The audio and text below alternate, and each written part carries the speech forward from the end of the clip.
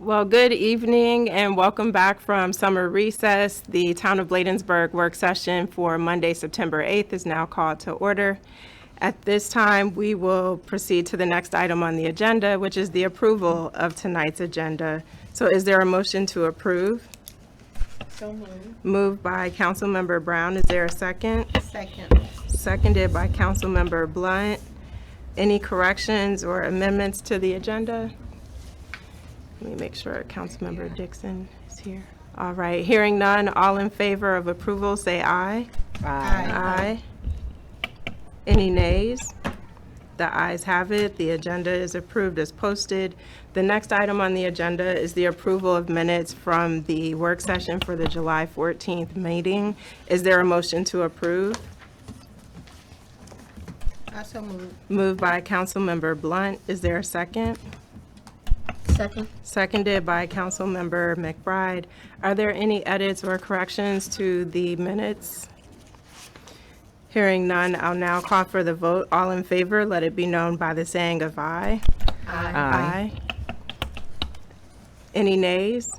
The ayes have it. The minutes are approved. We are now on to new business for tonight's meeting with a Maryland 250 update. Town Administrator, did you want to kick it off or?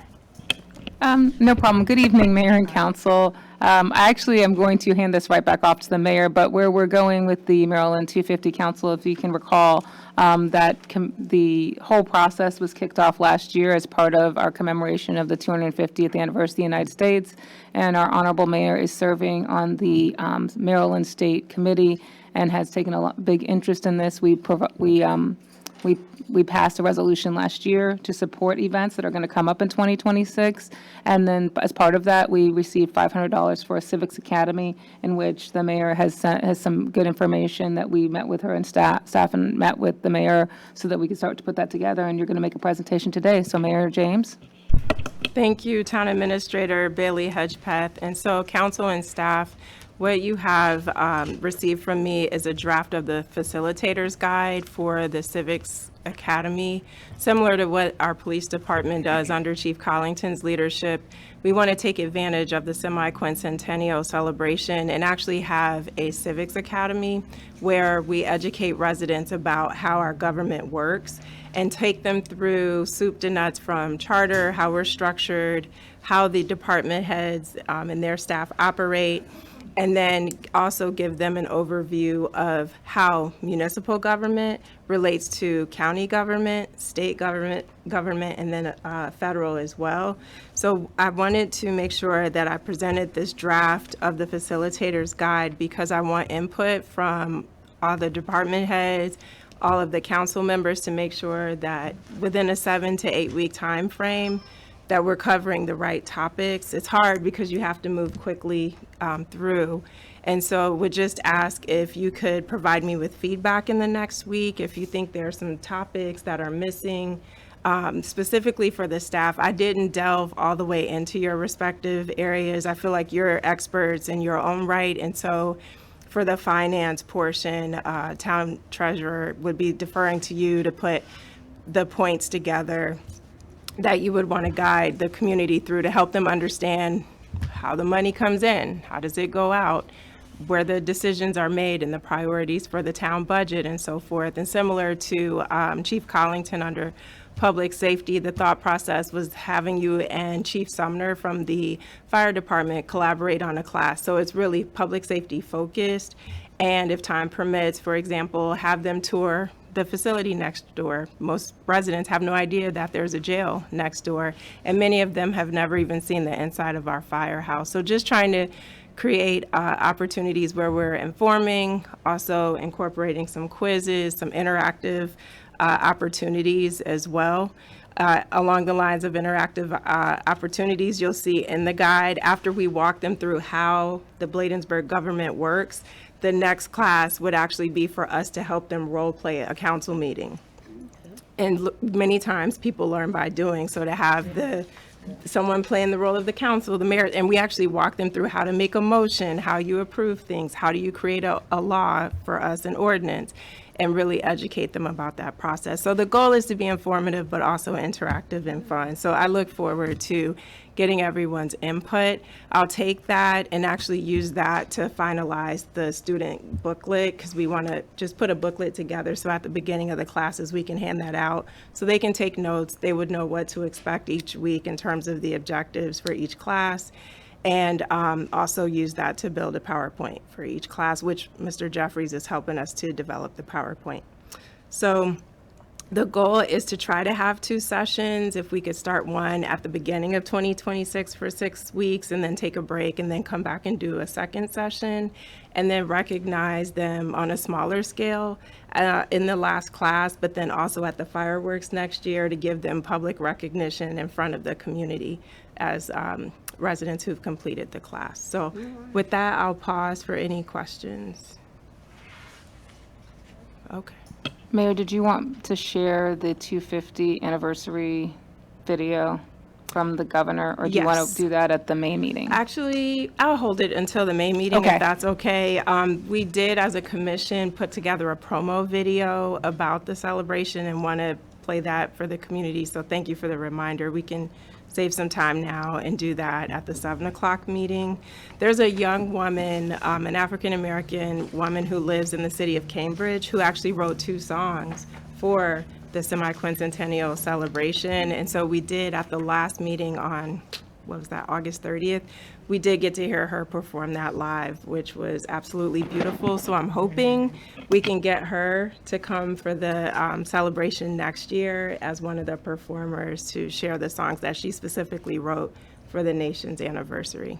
So, Councilmember Brown? Yes, and thanks, Mayor. And I had a chance to read it, but I'm glad you're giving us a little bit more time to give our additional input. But I think it's very good, and the thought process, what it thought out, and I think it'd be very helpful to the residents, and especially with getting the information, but with the role playing as well, so that they can have an idea of what it takes for the local government. And I like the branches, where you're going from the federal to the county and to the municipal, to go give an overview of that. So I think it's a really nice little comprehensive piece that's been put together so far. Thank you, Councilmember Brown. So thank you all for the time. I definitely look forward to your input, and we'll be asking if we can tag team for the lessons that are pertaining to the council, similar to how staff will have to do. I think it's better if they can hear from the council, during those relevant sessions. So look forward to working with you all on that. The next, sorry. You'll be ready. You'll be ready. Plenty of notice. We won't throw you on the spot, I promise. The next item, Town Administrator, will turn the meeting back over to you for the Town Hall update with Neighborhood Design Center. Thank you very much, Mayor, Council. So the next item is the September update from the Neighborhood Design Center in regards to the Town Hall project. I'm going to let Mr. Tonelli share his screen, which has a couple of the, has some information on the new construction information. Okay, there we go. So if you can look at the screen there, it is showing the total. What they were able to do is condense down the project to about 24,700 square feet. That is down from 28,000, which will in some ways, I asked them to try to make this as lean and mean as possible, but also achieve what we were looking for. So the first page is to kind of just show you level 1 and level 2. The bottom floor is where all of the public-facing things are, as far as the town council chambers, the town administration office, the council, and then portions of the police department, as far as code enforcement, dispatch, and the storage and the cells. So if you can see up above, that is the first floor. And then the second floor is pretty much all of the other police functions. So it includes the leadership, the roll call, the locker room, CID and STAT, the patrol, and everything else is on the second floor. what we would like to do, Neighborhood Design Center, there's been a couple of changes in their staff. Actually, the architect who is leading this has left the Neighborhood Design Center. So we actually had some prescient images, which we will get back to you as soon as possible, but she left within the last week when this was due. So they do have them prepared. It's just more the fact that we'll bring them back to you next month, but I didn't want to hold off on this.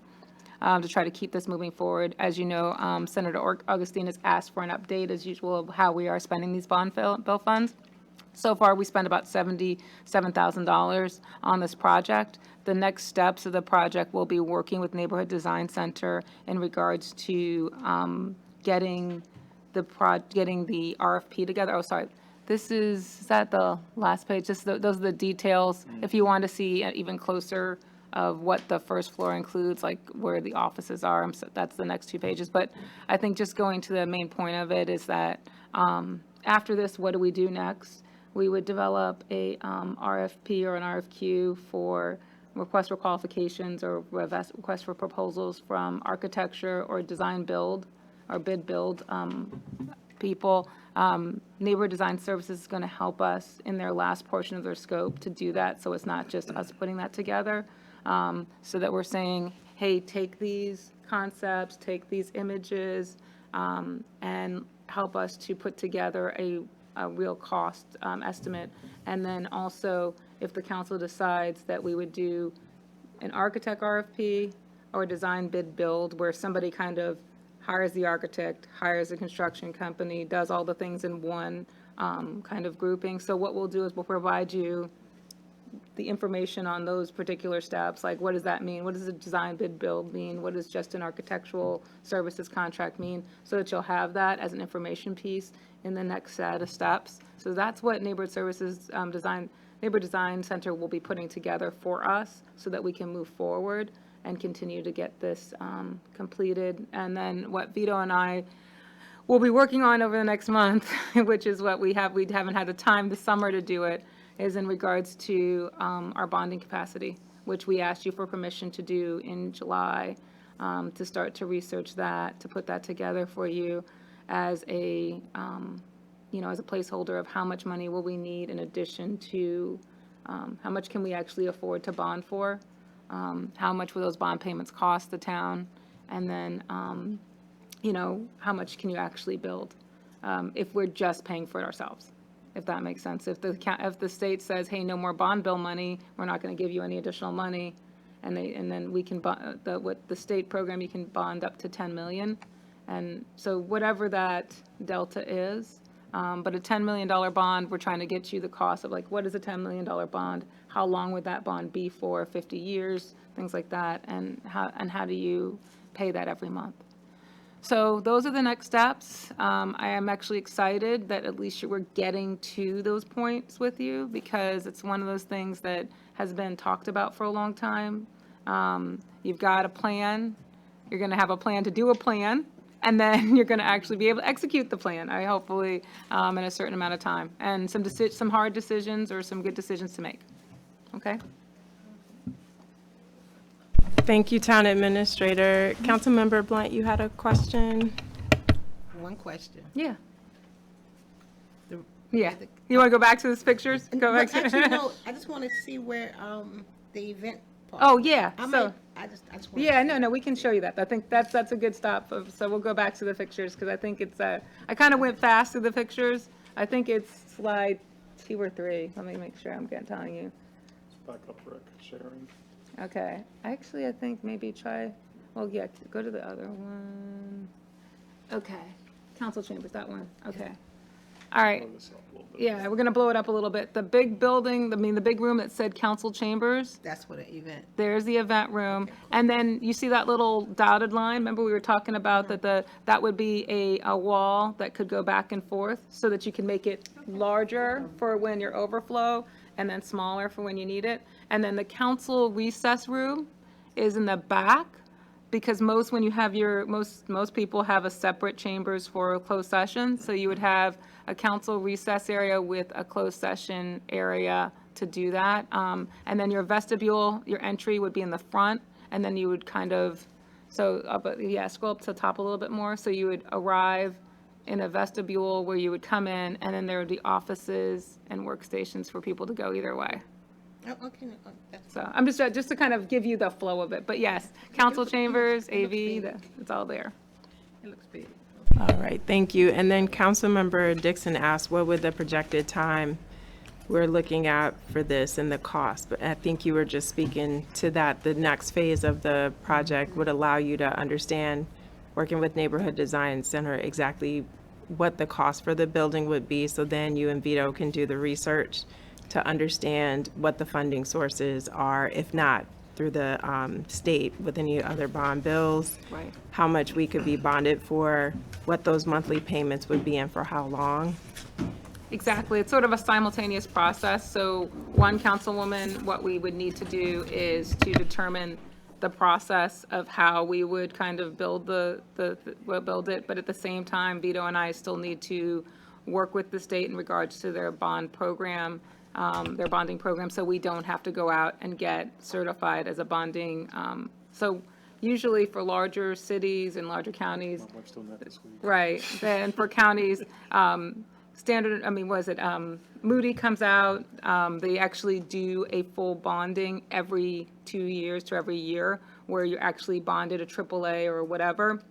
The county, I believe, is still an A+ or a AAA. Most of them are, because I did it, last time I did it was in Howard County. So they'll come out, they'll want to look at all your type of facilities, and in the state of Maryland, most large counties and large cities are bonded on their own. With the Maryland Bond Program, they have a bonding program for smaller municipalities. I would suggest that we don't go all the way up to the big boy bonding at this point, because we only really have one facility.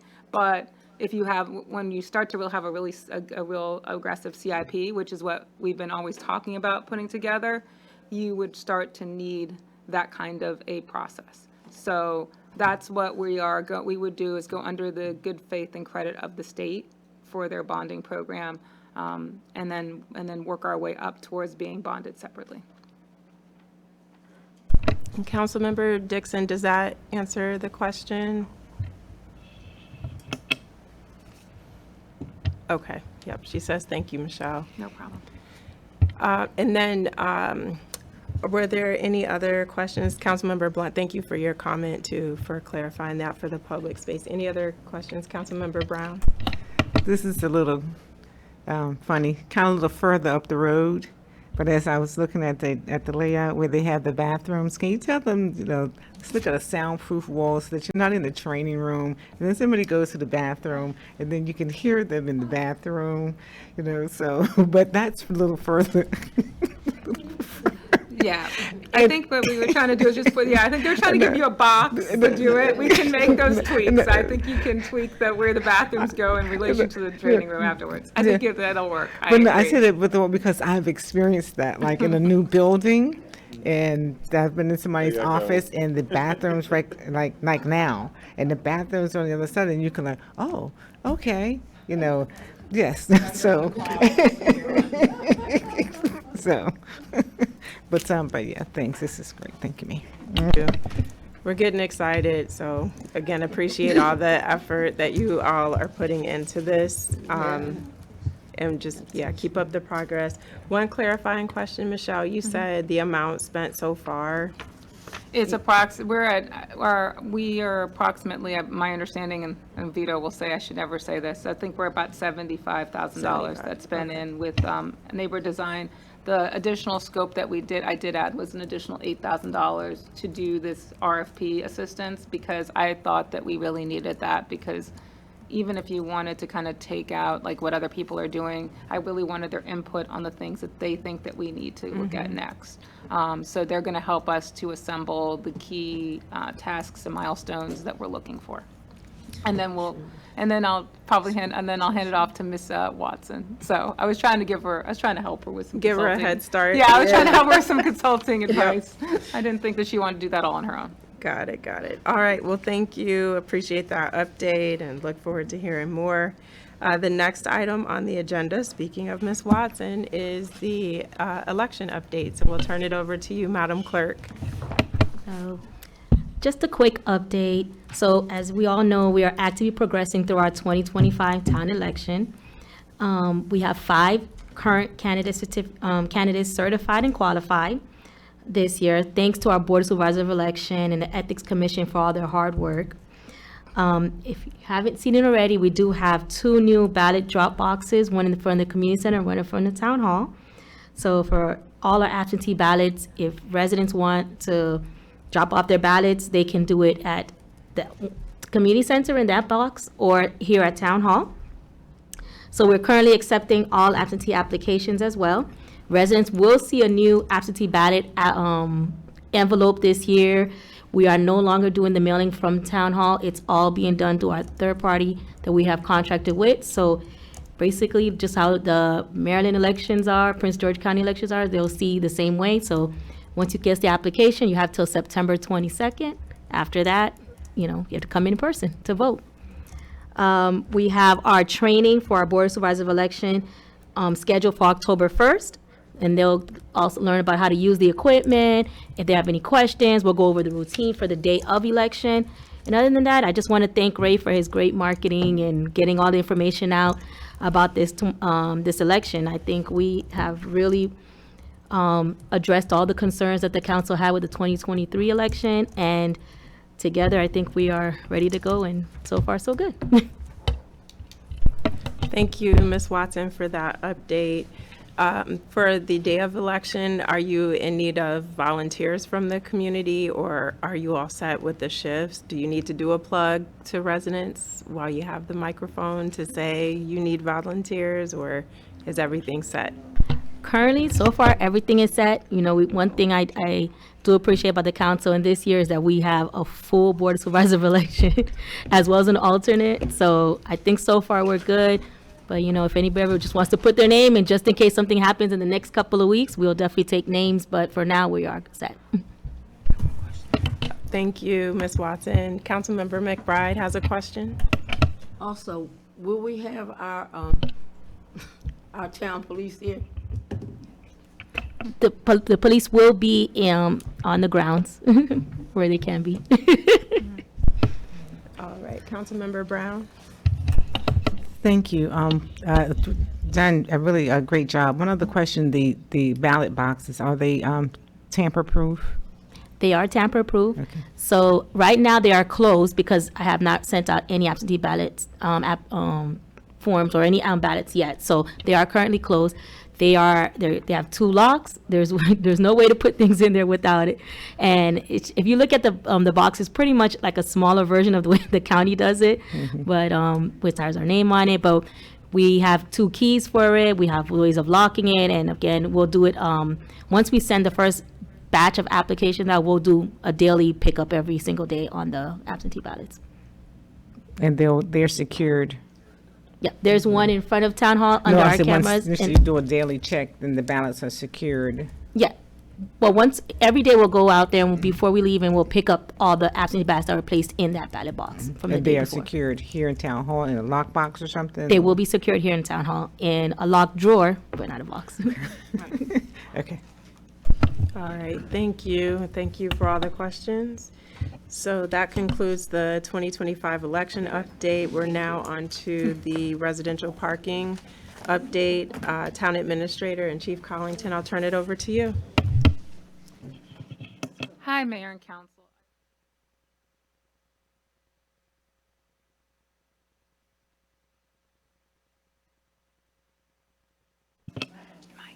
Is that working again? Sorry.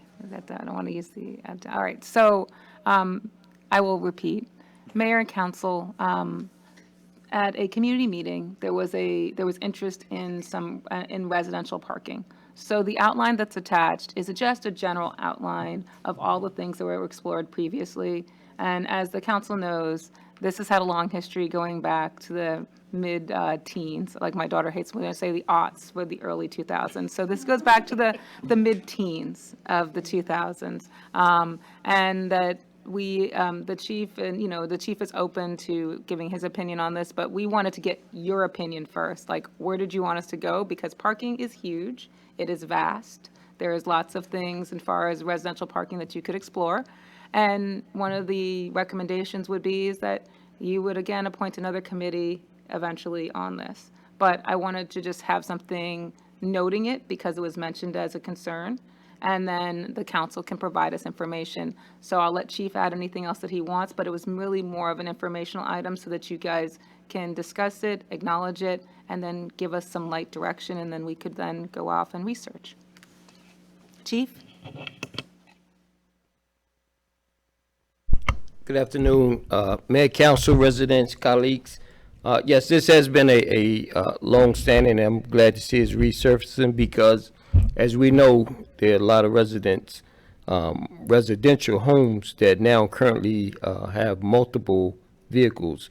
On a daily basis, we're getting calls for, cars parked in the fire lane, cars blocking their handicap ramps, and we know that currently a lot of our streets are adjacent to bus stops and things like that. So residents don't have they're losing the ability to park in front of their residence during certain hours because people that take public transportation are parking in the communities and are taking up those parking spaces where our residents could park, forcing them to park elsewhere, taking away the convenience from them. So this has been a ongoing issue, concern from residents, and as town administrator said, we're looking for the council's guidance on putting a committee together and coming up with a solution for implementing a parking permit program. Thank you, Town Administrator and Chief Collington, for that overview. I do know it came up at the community meeting that was held. Was that the end of July or August? Yeah. And as you said, we've been down this road before, and the challenge was the folks at the time, if I remember correctly, who the committee was comprised of all Ward 1 residents. They wanted to have control over this program. And when the council at the time indicated the appetite for getting a professional consultant to come in and actually do the work, that's where this fell off the rails. But not just that, we understand there's a longstanding parking issue. When I moved here, we didn't have cars parking on 57th Avenue, as an example. People parked in Gateway or Capitol Gardens or the Phoenix. You never saw cars parked on 57th. Now, it's rare if you don't see them. And we know that there's multiple families living in one house in some situations, or if it is one family, everyone in the family has a car, and it's making it difficult. The frustrating point for us is, as a council, if we say, yes, we want to do this and go forward, for as many loud people as we may have for it, we get just as many, if not more, against it, saying, why are you messing with us in our parking? Right. So there is no easy answer. And so we already have passed the budget, so I don't know that there's money there to do a parking study, but honestly, having a committee formed, to me, that's a little bit premature if we don't have professionals come in and assess the situation and really do a study of our streets and the traffic. Chief's team has those metro, the ability to get those metro counts.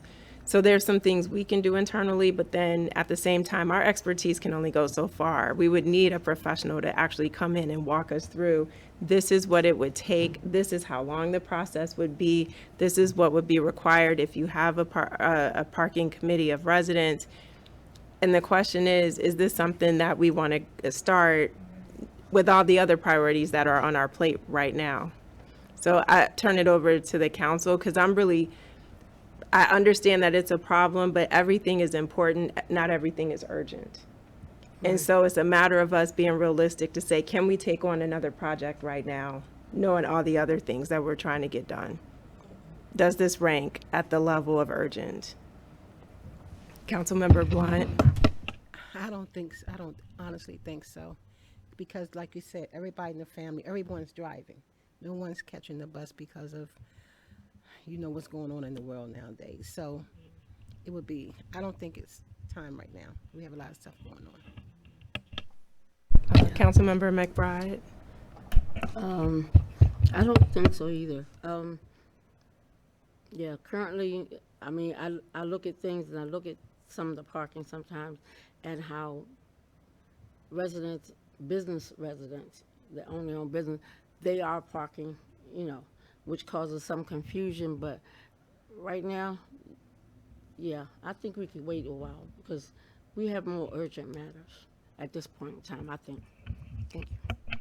Thank you, Councilmember McBride. Councilmember Brown? Thanks, Mayor. Yeah, I think if we continue to just be prudent, making sure the proper signage, code enforcement, that will be helpful and impactful because right now, I mean, we do have a lot of items that are on our books here. But while we also understand with residents in terms of how frustrating it is and can be when you come home and you have to park down the street, bottom of the street, around the corner, from your own home. So it has not fallen on deaf ears. We definitely do recognize that and understand that. And with the budget constraints as well, because as you said, Mayor, it would be good to to have the professionals to come in and who can really give us that guidance, additional guidance and assistance. But right now, probably not. Just wait until maybe another time within the next year or so.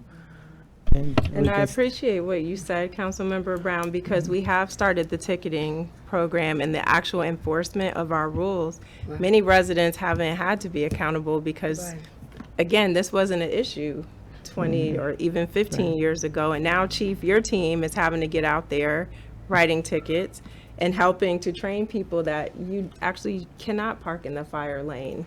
Even if it is 3 a.m., it's still illegal and you will be ticketed. And so I think if we hold at least till budget time next year, Chief and Town Administrator, to see how many tickets have been issued and what has the behavior been. Has it stayed flat? Has it gone up from the time we started really enforcing this summer? Has it dropped? And some of the issues are resolved. And if the situation is, yes, they've dropped, well, now, are we still in the same boat in terms of it's just too many cars on the street? And the other frustrating thing, which I do acknowledge, but Chief's team can help with this, is there are residents when I drive through here who have out-of-state tags and they've been here more than 30 days. Yeah. And that just drives me nuts because the law is the law. Right. And if you're here, I understand if you're a student, I get that. But that's not what I'm talking about here. I'm talking about folks buying houses and parking their out-of-state tags in vehicles at homes and apartments. So, and abandoned cars too. and the abandoned cars. So that's what I'm saying. Let's get some data around with the enforcement efforts increasing. What are we seeing? What are those trends? And then come budget time in the spring, or I guess in a couple of months, as we start thinking about things, we can consider if we need to escalate this to the next budget cycle and get some consultant support. You had a thought, Councilmember Blunt? Yeah, people that has work vehicles, is there some type of, you can't park on the street? Because if you have a car, your family have a car, then you bring your work vehicle there, is that allowed? I know it's not fair. Right. Okay. I was just turning your way, Officer Reinhardt, because I just saw something about this.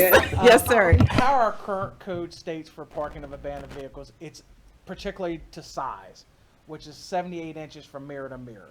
It doesn't specify when it comes to if it's like a plumbing truck or if it has the market. So it's just by the size of the vehicle currently. I know we have been actively enforcing after 7 p.m. because it's from 7 p.m. to 7 a.m. is when the commercial vehicle enforcement goes into effect. Because during the day, you may have a contractor come out. And of course, we know in emergency situations, you have plumbers come out 10, 11 o'clock at night. We do recognize that. But after 7 p.m. is when that time goes into effect, and our officers have been increasingly enforcing that throughout the town. And if I could just go back a little bit, a lot of the original the parking issues came back, as it was said, in the late teens, is we had a management company come in and buy several apartments in the community, and they went from anybody could park there to a parking permit system. So a lot of the people had the extra vehicles could no longer park on those properties, and it pushed them back to the residential streets. And we still have that throughout several apartment communities in this area. And that's exactly what triggered it, particularly in Ward 2. Once that program started, that's when you started seeing people parking along 57th Avenue and then over to Emerson Street for overflow. Councilmember Dixon did put her notes in here, and I'm just going to read it verbatim. She says, I think it makes sense to revisit the 2015 report and 2017 survey, but also gather updated data since our community has changed a lot. Residents have raised this concern again, so I support looking at fresh strategies and learning from what other towns have done to improve parking. I agree. I do understand we have more urgent, pressing matters, but we don't want our residents to feel like we don't care.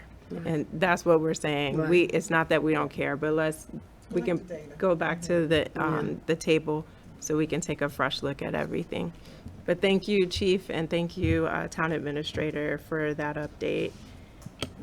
Thank you, Mayor. So I just want to confirm. So Sure. at this point, you'd like staff to pretty much do, it's not a high priority, but some light research that we could do, and then bring it back for the budget process as an item if the council would like to consider it. I'm just trying to get the gist of where the conversation went. But more importantly, get some statistics Statistics. on the parking enforcement. That's Okay. really more of the priority right now, since Okay. the officers have been proudly telling me, ma'am, if you get complaints, it's because we're out there. I Right. just want you to know we're Okay. doing our Right. job. So I feel like let's give the officers a chance Okay. to manage So enforcement. the police department by would start to manage spring- enforcement, provide an update on the enforcement Correct. process, and then as the budget process comes back, we would then say, hey, here's an opportunity for where we could go with this process, and this is how it fits into the work plan, if it does or it doesn't. Correct. And to make sure you guys can just understand where it might displace something else if it is as part of the work process. Does that make Yes. sense? Okay. I just want to make sure I wanted to get everything so that the information is caught in the minutes. Okay. Councilmember Blunt had a question. Yeah, question, I know you said that, it's people with out-of-state, tags, and they've been there more than 30 days, so you'll be keeping track of that, but one particular vehicle at that time to say, hey, look, you've been here for 30 days, what are your plans, or you all gonna work out a whole plan to make sure that those cars are taken care of and taken, I don't know. Go ahead, Chief. Thank you.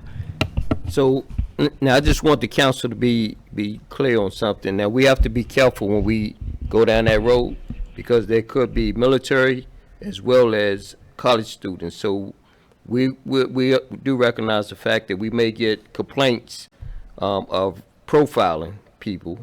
So we got to be careful how we approach this, but they have been keeping eyes on if it's parked in front of a house every day, and there's ways that we go about doing it, but we just want to make sure that the council understands that this is a situation where you just can't go up and question people without having a violation for stopping them. I hope that makes sense to you. Well, when you see it and then you note it on, I guess, paper or however you all do a tracking, wouldn't that be suffice? Because it's not like you're picking on them. You notice, hey, your car was here on this date, and now you're still here. What is the situation? Would that still be considered profiling? Or? Right. So they're not obligated to tell us if they're students of military, Okay. just prima facie, like just going up and stopping them. So we have to make sure that there has to be a violation there for us to take enforcement action on them.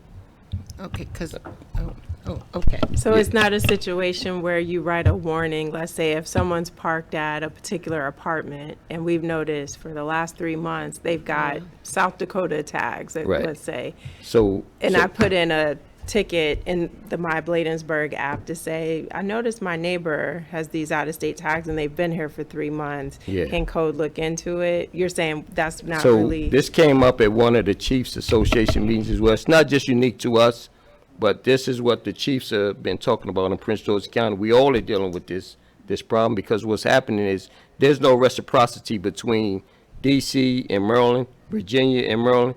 So we have to do our due diligence. Just what you're saying, we are doing, right? We see the car parked there, and we are going up to them. But when I say there's no reciprocity between the two, if they have a bunch of tickets in Maryland, they can go to DC and get DC tags, and they coming back parking in Maryland. We know who they are, and we are trying to address them, but this is a problem that's happening it was actually on the news not too long ago of having these out-of-state tags living in the state of Maryland.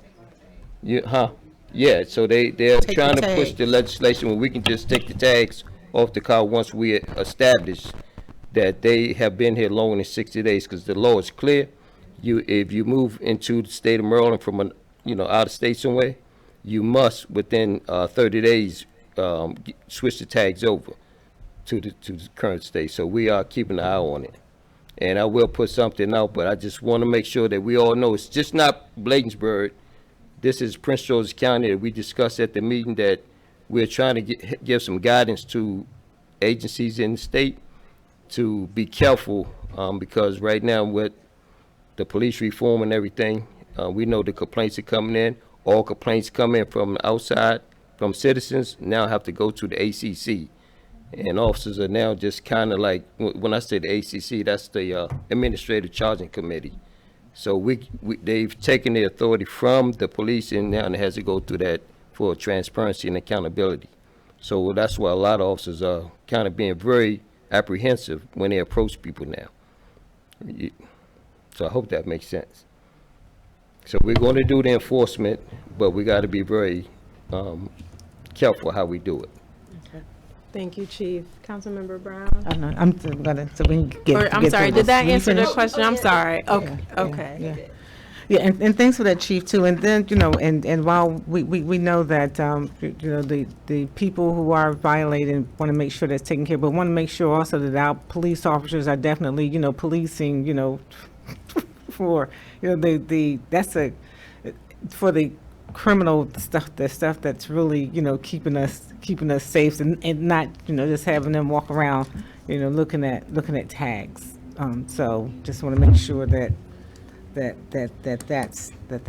it too. And then it's the police and code enforcement working together, right? Because code, you get, are your reports separate from, or violations separate from the police department? No, it's the same violation that we issue, and it all would fall under the chief's report.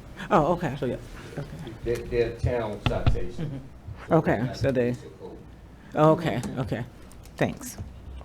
And I'm trying to remember, Chief, are those are counted up in the monthly reports that you give us as well? Okay. All right. Any other questions? Let me check Councilmember Dixon. Okay. All right. Thank you for the discussion on that item. We'll now move forward to the strategic plan, and I'll turn it over to Town Administrator Bailey Hedgepeth. Good evening, Mayor and Council. So over the last few months, we've talked about the strategic plan. The town had a 2016 to 2021 strategic plan that was initiated. Actually, from the report that I provided, several of the items have been completed and are either in completion status or in progress, or in the point that you're kind of ready for the next step, if that makes sense. So some of the things that you outlined in 2016 to 2021, you've actually accomplished. So congratulations, round of applause, all right? Because that's sometimes we have strategic plans and they don't always get accomplished. The main 5 goals of the strategic plan were economic development, public safety, infrastructure, and collaboration and partnerships. And a lot of things that you were looking at back in 2016 that you were able to do, like as far as like establishing the waterfront park, having collaborations with the MMPCC and other parties, like we had the Port Town sector plan, that was in there. So you've done a lot of those things. What we want to look at now is trying to aggregate the things that are still valid, that you can still work through, also, and make sure that we can push forward new goals for the next 5 years. So what we're trying to do in this process and over this fiscal year is then closing out items that you've done. So we've done, I've sent this out to the council and I've sent it out to staff so that I did my initial okay, these look like these are done. We've worked on all these things. So I'll work with the chief because I sent him the public safety section so that he can go through it. determine what things that he thinks are done from his standpoint, and then what we can do is make recommendations of things that that could be added, or things that we're working on now that might fit more appropriately into the strategic plan. And then the council could then meet again and update that. We called and spoke to a consultant, the management partners, which is now, oh gosh, I think they're called Rafellis. They've been re-brought out by someone else. And the approximate cost of having them to come in at this point is about $65,000 to $70,000 to redo this process over again. Yeah, it was 35 last time you did it. And yeah, so every time things go up, right? But I told them I'd like to have this job for $70,000 because I've done one of these. So it's an interesting job. So anyways, what we would like to do, since funds are not, we do not have $75,000, and I can't recommend that to you this fiscal year, is to, one, work through the update to say what we've done, and then two, to maybe do some kind of a light retreat where we kind of brush off, clean it up, and then continue with the existing goals as far as the existing areas, because that also matches with your cares. And then bring in a firm in 28 or 27, 28 to do a refresh, a real refresh of it, but at least so that you have something that moves you past COVID, moves you past 2021, and moves you into, maybe vision 3035 or something, because usually you want to do like a big number saying vision 3030 or something, 2030. So that's what I would say is probably a good opportunity for you. And I'd say one of the major projects, again, probably would be, your town hall, how that fits in there. How does Bostwick long-term fit in there? What's the waterfront development that you want to see from Medco, because we also are doing work on that. So that's what this is just to give you that kind of framework so that you can start, so that one, we can make the updates, report out something so that we can start to change our page to show that we have a strategic plan that's more reflective of where we are. And two, giving you the update to say, it may be good to kind of put that off for another year or two because of the fiscal situation, and it also gives you time to figure out what that fiscal situation is. And then three, to basically close out this process so that you can move forward and you can actually have some goals to kind of work through. So that's where we are, and I'm here for any other questions. Was there any other feedback from the rest of the staff before I turn it over for council input? Okay. All right. Council members, any comments or questions? I know we talked about during the budget planning process that we could not afford to prioritize this right now, but I think the recommendation to actually do a report card, if you will, of where we are for each of these makes a lot of sense, because as I was reading through it, I noticed a lot of things have been completed or, as you said, are in progress. And it actually made me feel good that we're still working through it, which shows the strong benefit of the plan. I know it took a lot of time when staff was involved, the council previously, residents, we attended meetings to offer input. It was such a long, laborious process. And so the plan really is robust. And even with the delays of COVID, to be able to see how much we're accomplishing feels good, and it makes me feel confident that the leadership at the time made some really smart choices and decisions that are helping to move us forward. So I agree, just do a retreat or something where we can get together and really go through it and put the status is in there. Because what I was thinking too is on the website to be able to have this revised update for our residents to show this is what we've been working on your behalf, and these are the things that we've accomplished, and these are the things that are still in progress, but they're moving in the right direction, would be super impactful. So they know we don't just come together and talk. We're getting a lot of major projects done with the staff and the council. So makes a lot of sense. And then we can discuss whether or not we want to go back out for a consultant when we have the FY27 budget discussion, as you said. Good? Yeah. Okay. good. And then, I'll always go back to re-engaging the University of Maryland as well, because they've done so good, just over the past years in supporting us and helping us out with these types of things as well. But, So they helped us with the School of Architecture, specifically when we were doing the charrettes for the master plan. But do you think there's a scenario where, like, the MBA program might have, as a student project, that we could pay the students to help us with this, and maybe we spend half the money? So they don't offer reduced consulting. Let me make sure my mic's not on. For us, I can't see it. So they do not offer a reduced consulting fee, but Vito and actually Ms. Watson have both participating in the CPM program. And I know that University of Baltimore, their public policy, they do have a consulting arm for them. So we can also contact them. But University of Maryland, when we've had the conversations most recently, it's like a semester project where the students kind of work through something and kind of get it to you. So they don't do as much of the consulting. I mean, they can do a project, but they kind of do it as a class project. So you get what you get from, and it's a free, they don't let us, they don't say, oh, hey, you can pay them $5,000 for it. It's a free project. So it's kind of, yeah, they've done stuff in the past, but Yeah, they do better exactly. with the architecture school. And we've had a long association with them in that. But for the public policy, University of Baltimore is a program that probably might be more appropriate, but we can research both of those. So That's good. point taken. Great suggestions. Thank you all for that discussion. All right, and next on the agenda is the approval of the meeting date for the month of October. So for some of the residents, the MML Fall Conference does fall on the Monday where we're scheduled to meet, which is currently Monday, October 13th. So the request would be to move that meeting to the following Monday, October 20th.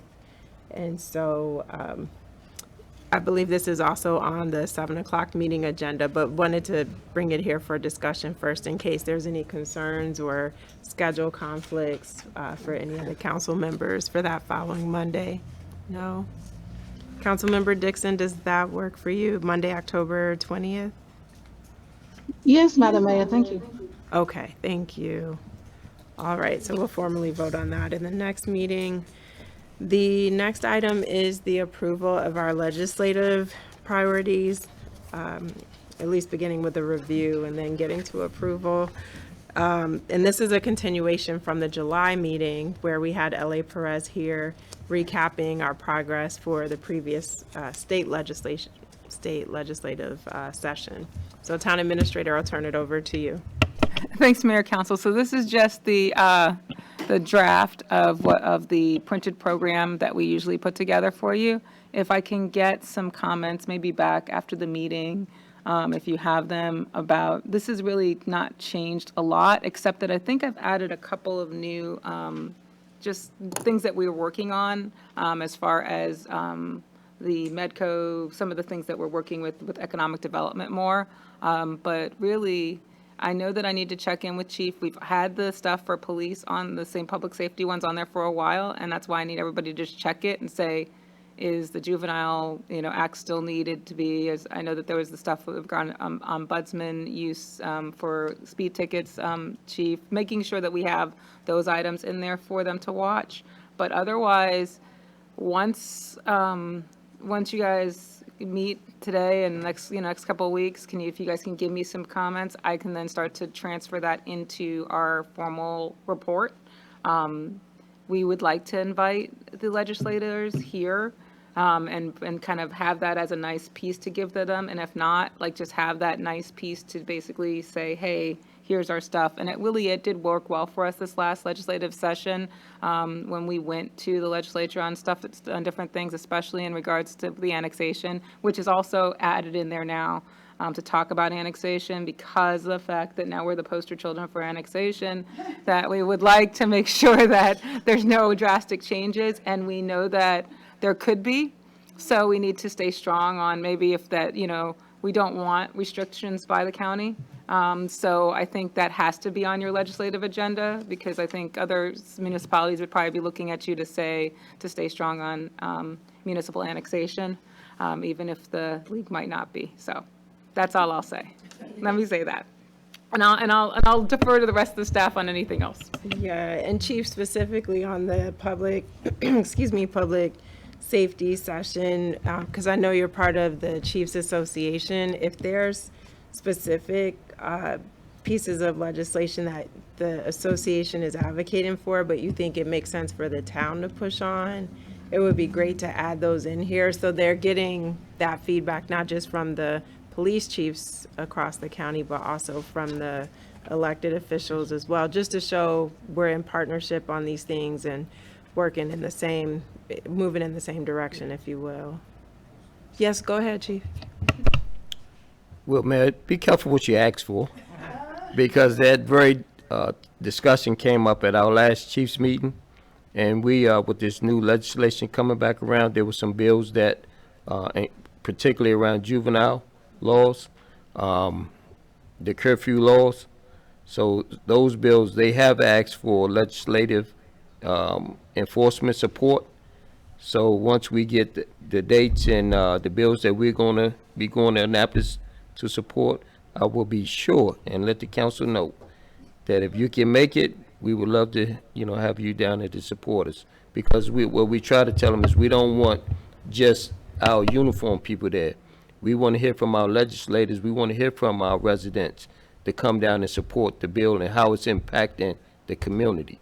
Because you, as legislators for the town, you get complaints from your constituents about the smell of marijuana, the juveniles hanging out.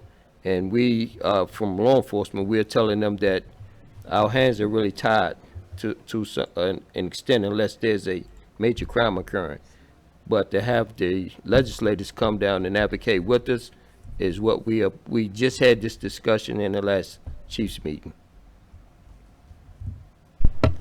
That's good to know that we're all thinking about it and trying to figure out how we're going to address the situation. And as Michelle was saying, it really was helpful having the booklet last year with our legislative priorities in there, because when we had the meeting here at Town Hall, we invited from federal all the way down to county representatives to come, being able to give them something that they could walk away with, and it clearly outlined what we're pushing for. It just helped, so during session, they could refer back to that. So Chief, we definitely want to make sure we include your priorities in there from the public safety side. It seems like organized retail theft, we have to keep it in there. It hasn't moved the way we had hoped. And similar to the juvenile crime with the Interrogation Act, I don't think there's been any movement per advocacy from the chiefs or law enforcement there. Or has that changed? I guess I should ask that So in terms question. of the retail theft, that bill did pass. Okay. So that bill gives us more authority to make enforcement and link cases together. So that fortunately did pass last session. And then for the Juvenile Crime Interrogation Act, where you can't interrogate the juvenile until a parent or legal representative arrives on the scene, is that still the case, or did that get through session? So yes, we are still limited in our ability to interrogate juveniles. So. All right. So we can update this based on that information. This is perfect, Mayor, Yep. Council, because this is the kind of feedback we were looking for, so that we can make these changes and, and just to make sure that we put everything into this. Because sometimes it's good for us to have our own ideas too, because, we've got LA Press looking out in general, but there's things that we need. Right. All right, well, thank you for that input. And then if you have time to go back and look at this later and anything's missing, for example, legislation to protect seniors from scammers, or just whatever you guys think that is missing from this, please let us know so we can make sure that we have a really good plan going into the legislative session. Checking the time. I think we're okay. 6:30. Okay. So that is feedback on the legislative priorities. The next item on the agenda is the fiscal year 2026 budget amendment for PY 51 CDBG funds in the amount of $188,750. Town administrator will turn it over to you. I was gonna pass this one on to Ms. Watson, but I was like, I didn't tell her that in advance, so I'm gonna like not do that to her. So this is, we were awarded funding, and what we need to do, there's a typo, which is probably my fault. What we currently have 0, not 180, not the 181 that needs to be there. So we just need to change the wording slightly, but we are accepting $181,000 and we are adding that to our budget. Correct, Mr.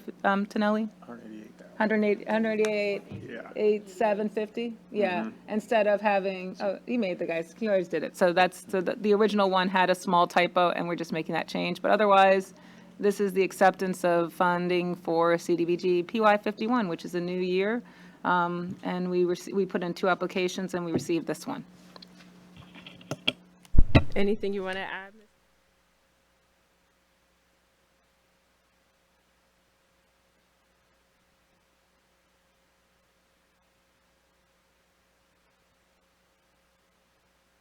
That makes sense. Oh, can you repeat that? Your mic was not on. But sure, just in case, during the budget process, we kept the grant amounts out of the budget until we have actual awards. And when we do get the awards in this current fiscal year, we go ahead and bring those into the budget as a budget amendment. Because we do put a lot of applications out, and we just don't know how much we're actually going to get from those applications. So, because, and those are always income in, expense out for the grant. Right. So it's not like, it increases the overall budget, but doesn't increase the overall like budget activity on the bottom line.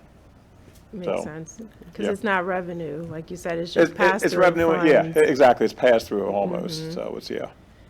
And then I was just, to further the point about how the work that we're doing is really full circle and feeds into the strategic plan.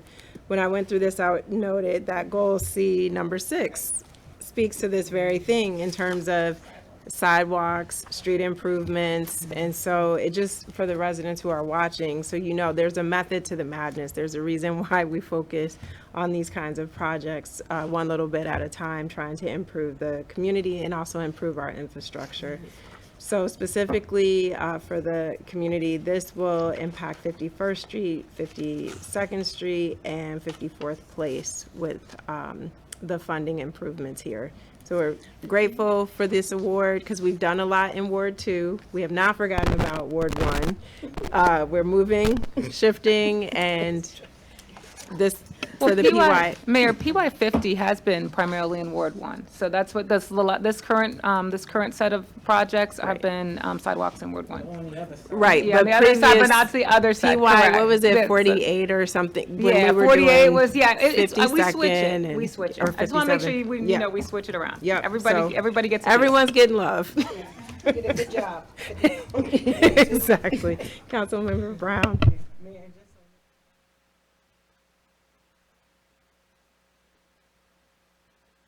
I'm sorry, thank you. On the revised project budget page, it says page 66, where it says 198,500. Yeah, that's what I was saying. Was that's the typo that we Okay, on that fixed. page, okay. That we fixed But it's online. 188. Yeah, Okay, that's okay. why we fixed it online. that's the- That's why okay. I wanted to apologize for that typo. Okay, that one there. If you're looking at it in your things, yes. Perfect. So with that, we'll have to vote on that because it is a financial matter in the 7 p.m. meeting. Okay. But appreciate all the discussion from the council at this time. The next item on the agenda is the fiscal year 2026 budget amendment to accept some grant funding for the police department. So Chief Collington, I will turn it over to you and the administrator. You want to have her start it off? Okay. Yes. For the, I was kidding. So it's the grant. Chief, did you want to talk about the PACT grant, or did you want us to introduce it for you? That you received, it's your grant, so that's the reason why she was letting you talk. Okay. Yes, so that's, the PAC grant is the Police Accountability Community Transparency Grant. We were just awarded $65,000 from GOCAP. So that money can be, those funds can be used for, again, if we want to do something for transparency, body cameras, we talked about using it for the translation for our body cameras. So we speak, instead of going down and getting the Google Translator, soon as the body cameras come on, they'll be able to transmit back and forth. You see sometimes people wear those earphones, but this week we'll be able to get that under this grant. If we wanted to get anything that we can use technology-wise to improve transparency and accountability.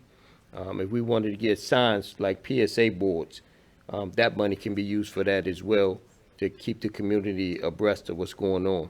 So we were lucky to get that, and I want to give a shout out to John O'Connor, our grant writer, for his hard work in securing that grant. Great, thank you for that update, Chief, on the PACT grant. Councilmember Dixon says, I love that, Chief. So she is loving that idea of using technology to really help improve the services that the department is providing.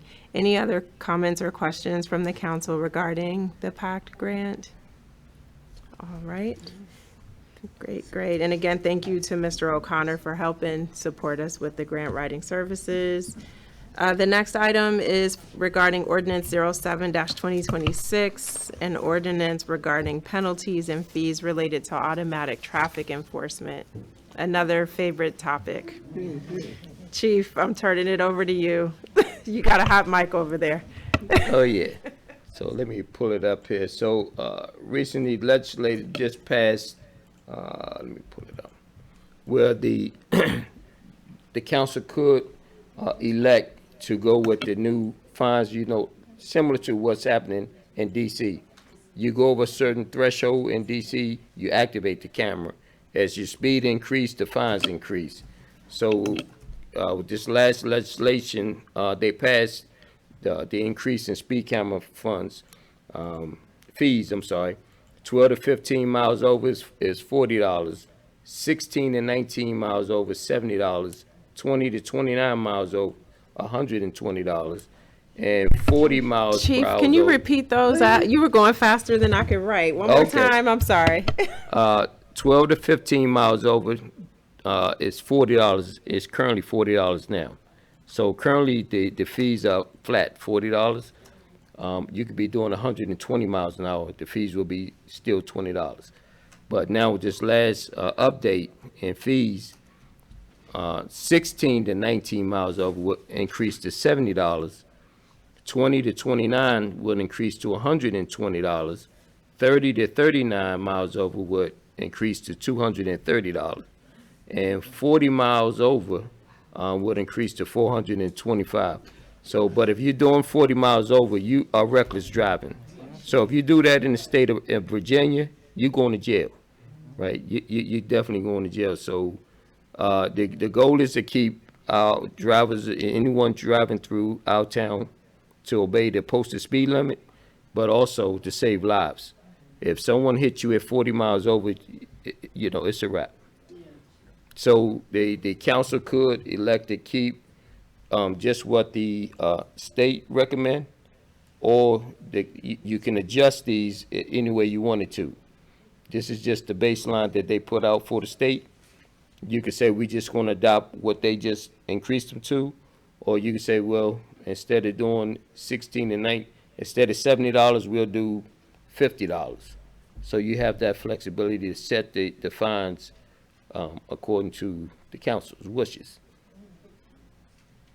Town Administrator, did you want to add anything to that? So yeah, Mayor, Council, thank you, Chief. That was really informative. So what the other portion of this is so that we can also add the collection agency fees, and just update in general. So the town attorney is working on this. However, she's been out of the country for the last week, and so she will be providing an updated version. That's why this is our first reading. And then the second reading will have the updated fines and fees, and also so that the council can, give us some more perspective on the new fees that the chief has mentioned today. So what we will do is that this will be updated, and it'll be put back on the agenda. So this is just your first reading, because we needed to give you 2 readings because of the substantial nature of changing the fines, fees, and penalties. It also adds, let's say, the booting fee, and it also adds some other issues like the booting and the VA and the towing fees that we do not currently have. So I just wanted to make sure that we kind of talked about those other fees and fines that were not actually included right now, that we currently don't have. Thank you, Town Administrator. Councilmember Blunt, over to you. Chief. If I could tell you how many residents came in my office so that they could pay a Bladensburg ticket for that little white line, I mean, a lot of them. And I just tell them to pay attention. They can't.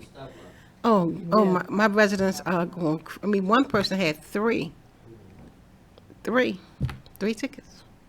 And I think someone came down here to pay too. I didn't know whether they could or not, but I did send them down here because I couldn't pay online. The machine was down. But I tell you, it's getting them.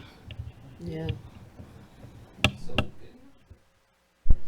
So I do want the community to know that if they go to our website, like we put out a lot of literature, we put out the videos as well, at least 2 videos for the public to know. But we do want to, we'll do some more educating, but you have to stop at that white line. Yeah, you have to stop at that stop line. And I'll tell you, Chief, what's so unfortunate is this has made me more conscious of the amount of people who don't. And another neighbor, he got 2, and I'm going, we've lived here 20 years. He's been here as long as I have. The stop sign is there for a reason. You stop on 57th and Annapolis Road. You don't roll through. You don't turn right on red. These are rules that have always been in place. And it's telling me, okay, so people really are just kind of doing their own thing. And the concern I have is it's dangerous when people are coming down Annapolis Road and you're making that right turn. You can have a serious accident because people are coming from out of town and they're picking up speed, and it's a little downhill. Yeah. I always thought you could. Oh, no. Because you could turn right on red. I always thought you could. But question, you can't put signage. I know signage coming this way, but not this way. So it's up there? I understand it's not there. Right, okay, all right. It says red light enforced, and the chief is right. And I just want to make sure that, because we keep on talking the stop line and the stop signs, the only thing that's right now is the red light cameras and not the stop sign yet. So I just want to make sure that we're not, because it is, but the chief and you guys are all right, and I'm not public safety, but I just want to make sure that we're not, not saying that stop signs, because we do not have the stop sign cameras yet. Okay. All right, I'm sorry, chief. I just wanted to make sure that I think it's just the terminology, because some people call it a stop light You're right. Yeah, instead of no. a traffic light. You're right. But we know what red light, folks mean. traffic Yes, light. traffic But- light. But Chief, I will say in your defense, when we started talking about this a couple of months ago, and you did the presentation, you did say you have to stop, because one of my neighbors, I'm not going to say no names, but one of my neighbors was over here laughing, saying, so Chief, if I kind of roll through, remember we were asking all the questions. Right. And you were clear. You must come to a complete stop. And man, if Yes, I could sir. just say, I was going to lunch the other day, and there was a gentleman on a bicycle riding up 450 who had to snatch his bicycle off, because when the car came down 450, I don't know if he came off the parkway, wherever he came, but he made that right turn right onto 57, and the gentleman had to snatch his bike back because he just rolled right through the light. And it was a young driver, But the camera educated him. I'm sure he has it by now. It educated him and provided corrective measures. Yeah, I but people gotcha. just need to understand how dangerous those intersections Yeah. are. Yeah, they are. It's so We had a true. car yesterday pulled right up. We had a car yesterday. They pulled right in front of a metro bus. I mean, cut the bus off, and I'm like, he had no alternative. He hit him. It was sad. Councilmember Brown? Thanks, Mayor. And yes, she to that point, because I think, and I mean, I have not that light, but Don't tell on through the yourself. jurisdiction. And so the light was turning yellow and then red. I came to a stop and turn. I thought I stopped, but when they say stop, they want you to stop and count to at least almost 10 seconds. And you can stop and be like, oh, 100. And then you go, no. They want you to count to at least 5 seconds, I guess, before you make that turn, because otherwise they don't, because no, we can get all into the interpretation of how it's a little misleading, but right turn on red but so you have to come to a complete stop. That's the word, complete. Complete. All right, so we've got about 10 minutes left All right, and a couple man, more come on. things to get through. So the next thing is the BCCE, Port Towns Community Development Corporation. Town Administrator, I will turn it over to you. So Mayor and Council, I'm asking for you all to provide me with the appointees for this board, from the standpoint that we need one community member and one council member. Technically, one of the 4 port towns could appoint 2 council members, but once you get to the point where you have a majority of council members, you can't be, majority of electeds, you can't be a CDC. There's prohibitions about it. So that's the reason why we did one from each municipality, and we also have asked each municipality to appoint a council member or a member and a member of the public. And the town administrators are ex officio members and will be providing support. So I just wanted to give you that information. Thank you, Town Administrator. And I did see we need to designate a community member for this. So don't know if the council have names of a business member or a community member that you would like to appoint, and then who from the council would like to volunteer to be a part of this. Okay. Initially, but just, I don't think it'll be terrible because the town administrators are a part of it. You have the community members as well. And then we've got the consultant who's also helping us with doing a lot of the work. So, okay.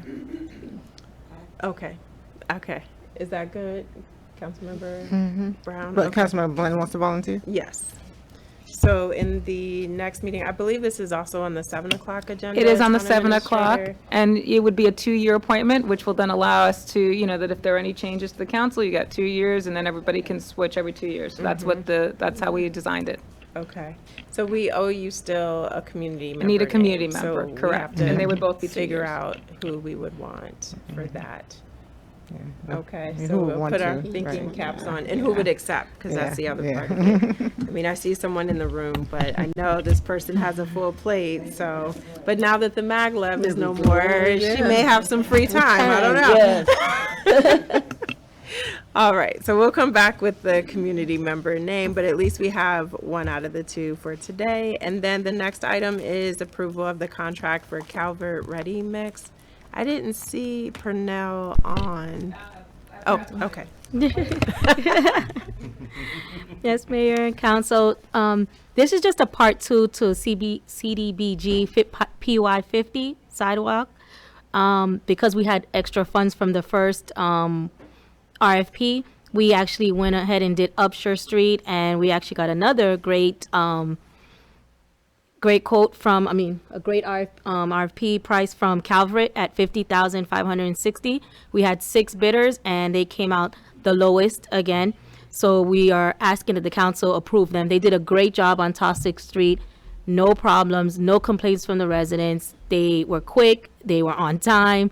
Purnell's not here now, but he just saying how great that company was, and he had no problems with everything that they did. And I think the residents are very happy with Toxic Street now. So we're looking forward for them to doing Upshur Street. And then again, we have more funding, so we'll see what else we can get done.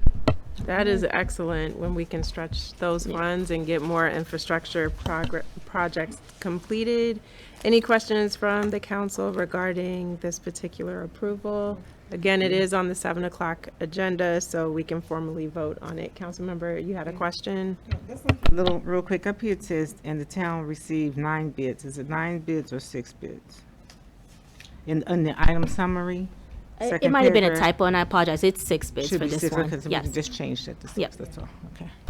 And it was a small thing, but under the right. memo, it also had, The 6 people. yeah. Yep. So, okay, thank you. All right, so seeing no other questions, we'll now move to the right-of-way MOU with SHA, one of our favorite topics. Yes, this is the renewal of our SHA right-of-way agreement for the Kenilworth ramps and for those other portions that we're working through. So it's already been 4.5, 5 years. So what we're going to look for is approval for the town administrator to sign with the town attorney's legal sufficiency. And this is not a new contract. We don't make a lot of money for it, but we have taken it on because we want to make sure that those ramps look the best way that they could. So that's what we're really trying to do, is basically continue it, because we know that we've seen some improvement in that. We don't want to take on more if we don't have to. I know that would probably be, because I know there are parts of the right-of-way that on Kenilworth that I would think I've thought about taking on, but not for the pay that the SHA wants to do. But I think eventually we may have to look at partnering more on some of those right-of-ways, because it's just, they're just not getting cut as like we are. So that's it. That's what we have for you tonight. And if there is direction from council on that, I can take it under advisement and figure out how to make it work.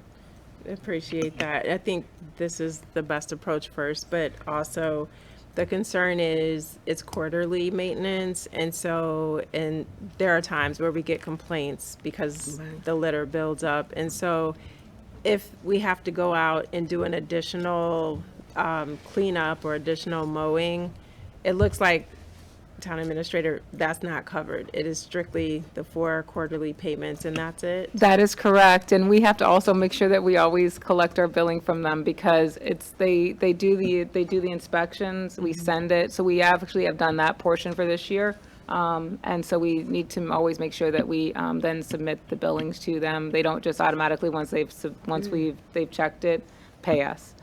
So it's a bit of a process that we've been working with them, but yeah, if we do it anymore, it's on us, and it's just the 4 times a year. So, and we do, like, what happens is that we get calls and we take care of them, because people know that we're maintaining it. Yep.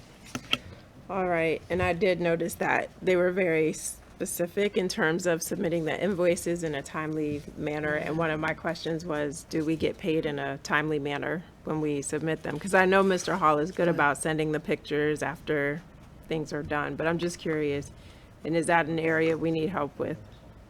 Yeah, I mean, it's, again, I was like, Mr. Tonelli and I are sharing a mic, so most of this is because Mr. Tonelli has to invoice them separately, not when Mr. Hall provides the proof is when we're getting paid. So that's the only thing that we need to make sure, is that the invoicing goes to them at the same time as Mr. Hall is providing the proof, because we provide the proof immediately, so that we can keep up with it. It's just more of the invoicing. And again, we are a bit short-staffed in regards to doing that, so, because it does take us a while to get invoicing done. So hopefully with the automations that we've seen that we are putting together with our finance department, those invoices will be easier. Would that is that Mr. Yes, Tonelli? yes, yeah. Yes. He's like, Any help possible. okay. Understood. And then just, I know it still has to go through legal sufficiency, but Exhibit A was not attached. Oh. And then at the top of page 4, the amounts didn't match Okay. in terms of the amount per year. In one spot it said $3,000, the other spot says $4,625. So I'm Yeah, I will make sure that, Ms. yeah. Ferguson will catch all of that. Okay, and you know what, I'll also look through again because they sent me, Ms. was that Mr. Shackelford on this one? Sent this to me with some inconsistencies that I changed, and so I'll go back through it again because I don't think I got the attachment A, so I'll make sure that I get that and send that to her as well. All right, thank you. Any other comments or questions from the council? Hearing none, I will call for a motion to adjourn. I so moved. Moved by Councilmember Blunt. Is there a second? Second. Seconded by Councilmember Brown. Any comments or questions before calling the vote? Hearing none, all in favor, let it be known by the saying of aye. Aye. Any nays? The ayes have it. We're adjourned, and we'll see you in 3.5 minutes.